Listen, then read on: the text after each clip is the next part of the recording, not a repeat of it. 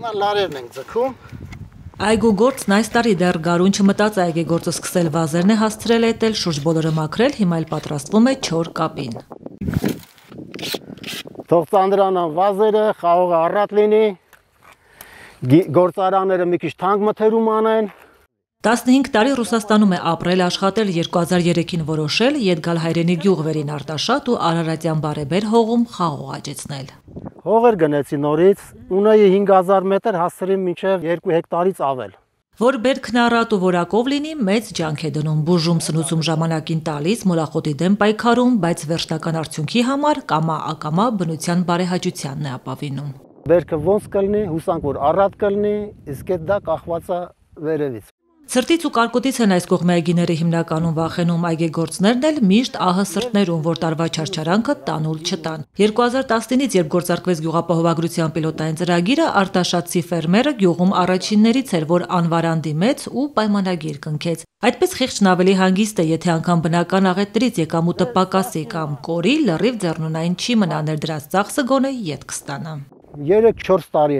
անընդմեջ ապահովագրել եմ։ Դե մի տարի ցրտահարություն եղել է, փոխհատուցում ստացել եմ, դժգոհ չեմ։ Այգի պահելը շատ ծախսատար է։ Այդքան ծախսերի մեջ տոկոսայինը շատ քիչ է, էլի ապահովագրման գումարը, ավելի լավ է ապահովագրենք։ Գյուղապահովագրության ծրագրի պահանջարկը տարեցտարի աճում է, բնական ռիսկերից ապահովագրվող տարածքների մակերեսն ընդլայնվում։ 2023-ին միայն 11000 հեկտար է ապահովագրվել, կնքվել 10000 պայմանագիր։ Վնասաբերությունն էլ այդ տարվա մեծ էր, հավաքագրվել էր 1.8 միլիարդ դրամ ապահովագրավճար, տրամադրվել 2.7 միլիարդ դրամ փոխհատուցում։ Այս ժամանակ էր, որ ապահովագրական ընկերություններն ու շվեյցարական վերաապահովագրող ընկերությունը խնդիրներ տեսան ծրագրի հետագա ընթացքի հետ կապված, փոխհատուցվող գումարների մեծ ծավալով պայմանավորված։ Վերաապահովագրող կողմը որոշեց ժամանակավորապես դուրս գալ հայկական շուկայից, որպեսզի ծրագիրը չընդհատվի, կառավարությունը նախորդ տարի իր վրա վերցրեց վերաապահովագրող կողմ լինելու հանձնառությունը, այս տարի էլ որոշումը նույնը թողեց։ Եթե 200% եւ ավել վնասաբերություն լինի,